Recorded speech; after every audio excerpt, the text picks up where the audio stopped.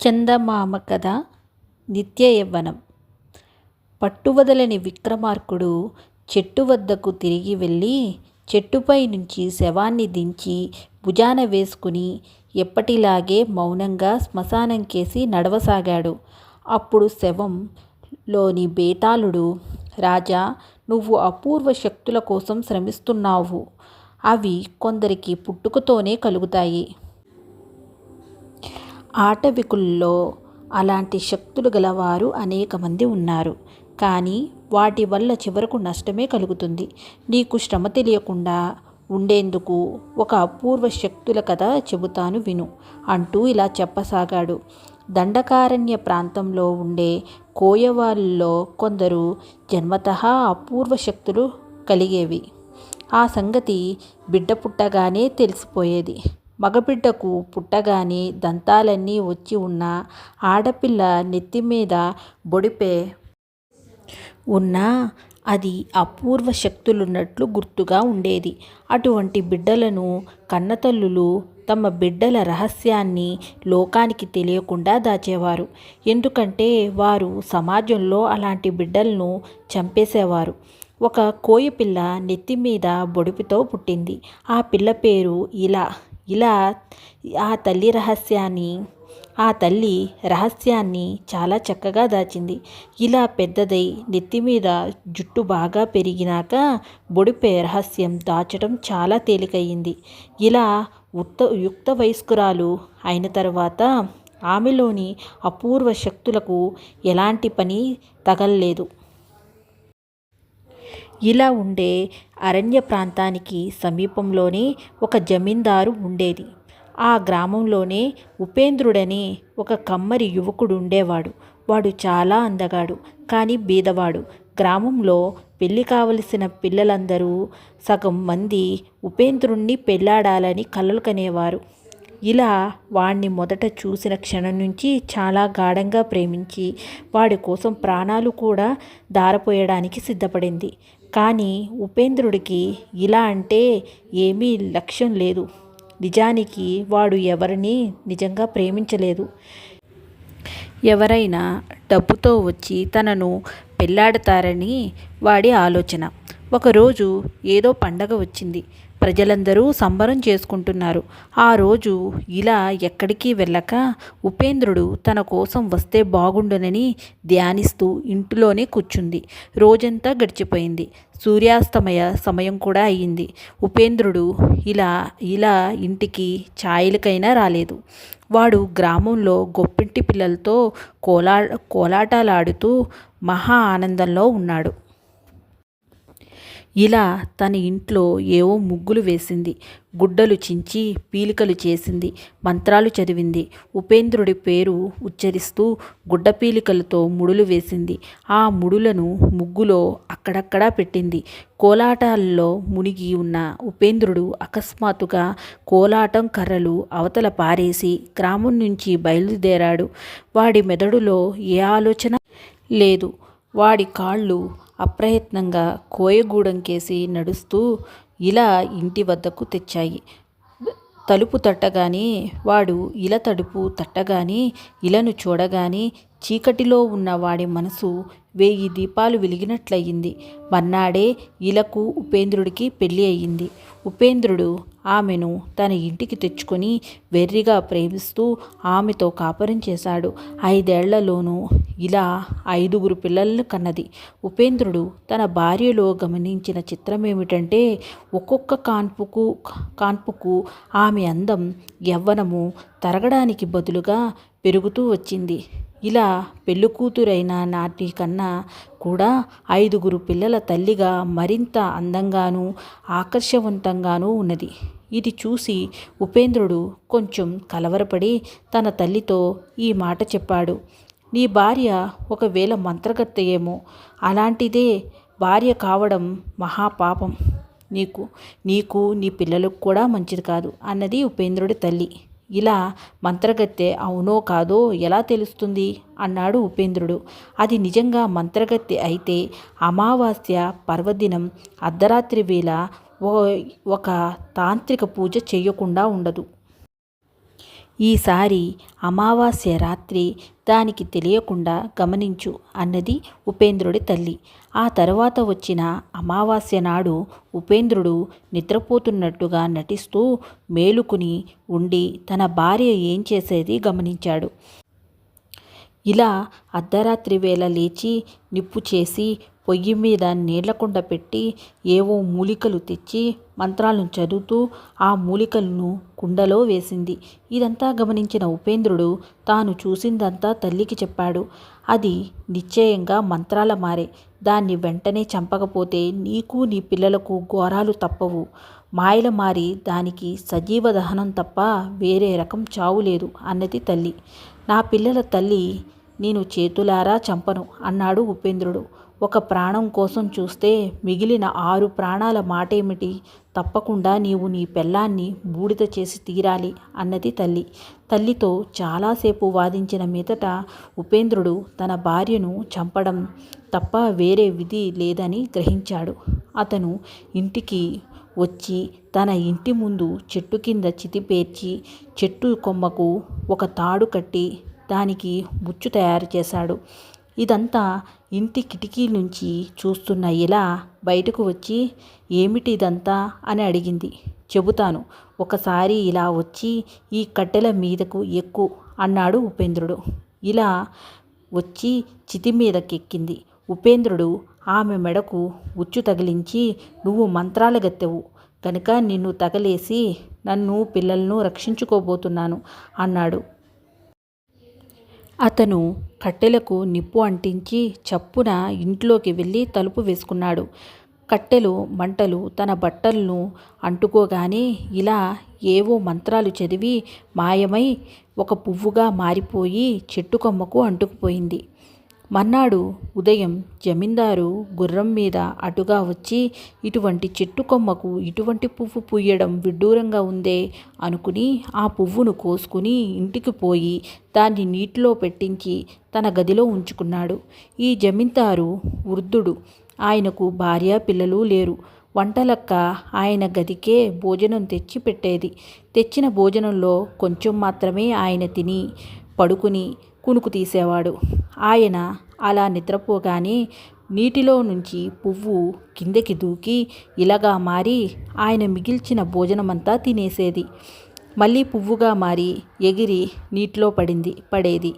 వంటలక్క వచ్చి గిన్నెలన్నీ ఖాళీగా ఉండడం చూసి ఇందులో ఏదో రహస్యం ఉందనుకున్నది. జమీందారు చేసిన వంటలో సగం కూడా ఏనాడూ తినడు. ఆయన కోసం చేసిన వంటలన్నింటినీ వంటలక్కే ఆరగిస్తూ ఉండేది. కానీ ఈవేళ ఆమెకు ఒక నలుసు కూడా మిగల్లేదు. రెండో పూట వంటలక్క చాటున పొంచి ఉండి పువ్వు ఆడపిల్లగా మారి జమీందారు తినగా మిగిలిన భోజనం చేయడం గమనించి ఈ మాట జమీందారుకు చెప్పేసింది. మర్నాడు జమీందారు భోజనం చేసి నిద్రపోకుండా కళ్ళు అరమూసి పడుకుని ఇలా భోజనం చేస్తుండగా పట్టుకున్నాడు. తప్పించుకోవడానికి ఇలా ప్రయత్నించడంతో ఆమె జుట్టు జమీందారుకి చిక్కింది. నా జుట్టు వదలండి, చాలా బాధగా ఉన్నది అన్నది ఇలా. అలాగే వదులుతాను, కానీ నువ్వు పువ్వుగా మారడం మాని నాకు భార్యగా ఉండిపోవాలి అన్నాడు జమీందారు. ఇలా ఇందుకు ఒప్పుకోలేదు. జమీందారు ఆమె జుట్టు పట్టుకుని లాగి ఆమె చేత సరే అనిపించాడు. జమీందారు భార్య కాగానే ఇలా వంటలక్కను వెళ్ళగొట్టింది. వంటలక్క కోయవాళ్లలో భూత విద్యలు తెలిసిన వాళ్ల దగ్గరకు పోయి జమీందారు కొత్త భార్య సంగతి చెప్పి ఆమె మీద పగ తీర్చుకునే ఉపాయం చెప్పమన్నది. జమీందారు భార్య మంత్రగత్తె అయి ఉండాలి. ఆమె నెత్తిన బొడిపె ఉంటుంది. ఆ బొడిపె మీద వెంట్రుకలు కత్తిరిస్తే మంత్రశక్తులు పోతాయి అని భూత విద్యలు తెలిసిన వాళ్ళు చెప్పారు. కానీ జమీందారు భార్యను పట్టుకొని ఆమె జుట్టు కత్తిరించే మార్గం ఏమిటో వంటలకకు తెలియలేదు. ఈ లోపల జమీందారు తన చిన్న భార్యకు అంతులేని అమూల్య వస్త్రాలు ఆభరణాలు ఇచ్చాడు. ఆమె జమీందారుతో సహా బండిలో షికారుకు పోతూ ఉండేది. ఒకనాడు ఆమె కమ్మరి ఇంట ముందుకు పోతుండగా ఆ ఇంటి ముందు మట్టిలో ఆడుకుంటూ 5గురు పిల్లలు కనిపించారు. ఇలా వెంటనే బండిని ఆపించి కిందకు దూకి వెళ్ళి తన పిల్లలను ఎత్తుకుని ముద్దాడింది. తన మేలి వస్త్రాలు మట్టి అయిపోయినా ఆమె లక్ష్య పెట్టలేదు. ఆమె తమ తల్లేనని పిల్లలు గుర్తించలేదు. కానీ వాళ్ళు ఆమె మీదకు దూకి ఆనందంతో కేరింతలు కొట్టసాగారు. వాళ్ళ కేకలు విని ఉపేంద్రుడు బయటకు వచ్చాడు. అతను కూడా ఇలను గుర్తించలేదు. వీళ్ళు నీ పిల్లలేనా? కమ్మరి, వాళ్ళనిలా మట్టిలో ఆడుకుంటుంటే నీకు సిగ్గుగా లేదా? చూడు, తిండి కూడా సరిగ్గా లేక బక్క చిక్కి ఉన్నారు వీళ్ళు అన్నది ఇలా. పేదవాణ్ణి, వాళ్లకు ఏం తిండి పెట్టను అన్నాడు ఉపేంద్రుడు. రేపు మా ఇంటికి రా, నీకు పని చెబుతాను. ముందుగా బయానా కింద ఇది ఉంచుకో అంటూ ఇలా తన భర్త తనకు ఇచ్చిన బరువైన డబ్బుల సంచిని ఇచ్చింది. మర్నాడు ఉపేంద్రుడు జమీందారు ఇంటికి వెళ్ళాడు. స్నానాల గదిలో చిన్న మరమ్మత్తు ఉన్నది, ముందు దాని సంగతి చూడు అంటూ ఇలా అతన్ని స్నానాల గదిలోకి తీసుకుపోయి, చూడు, మట్టి కొట్టుకుని ఎలా ఉన్నావో, ముందు స్నానం చేసి మంచి బట్టలిస్తాను, వేసుకో అన్నది. ఉపేంద్రుడికి అంతా అయోమయంగా ఉన్నది. అతను స్నానాల గదిలో స్నానం చేసి మంచి బట్టలు వేసుకుని యువతలికి వచ్చాడు. ఇలా ఇక నిగ్రహించుకోలేక అతన్ని పట్టుకొని, నన్ను గుర్తించలేదా ఇలను అన్నది. అంతవరకు ఉపేంద్రుడికి ఆమె మొహం కేసి సూటిగా చూసే ధైర్యం లేకపోయింది. ఇప్పుడతను ఆమె మొహం చూసి, ఇక్కడికి ఎలా వచ్చావు అని అడిగాడు. నువ్వు నన్ను వదిలించుకోదలిచావని కోపం వచ్చి ఈ ముసలి జమీందారును పెళ్ళాడాను. కానీ నాకు ఈయనంటే ఇష్టం లేదు. నీ కోసము, పిల్లల కోసము నా ప్రాణాలు కొట్టుకుపోతున్నాయి. నేను వచ్చేస్తాను అన్నది ఇలా. అది అంత తేలికైన విషయం కాదు. నువ్వు కనబడకపోతే జమీందారు నీ కోసం అంతటా వెతికిస్తాడు. అప్పుడు మన పాట్లు కుక్కలు నక్కలు కూడా పడవు. అయినా ఇవాళ రాత్రికి నన్ను ఆలోచించుకోనివ్వు. ఆలోచించుకొని రేపు మళ్ళీ కనిపిస్తాను అన్నాడు ఉపేంద్రుడు. రేపు తప్పకుండా రా, మరిచేవు అని ఇలా జమీందారు తనకిచ్చిన నగలన్నీ మూటకట్టి ఉపేంద్రుడికి ఇచ్చేసింది. అతను ఇంటికి వస్తుండగా దారిలో వంటలక్క కనబడి, ఎక్కడి నుంచి వస్తున్నావు నాయనా అని అడిగింది.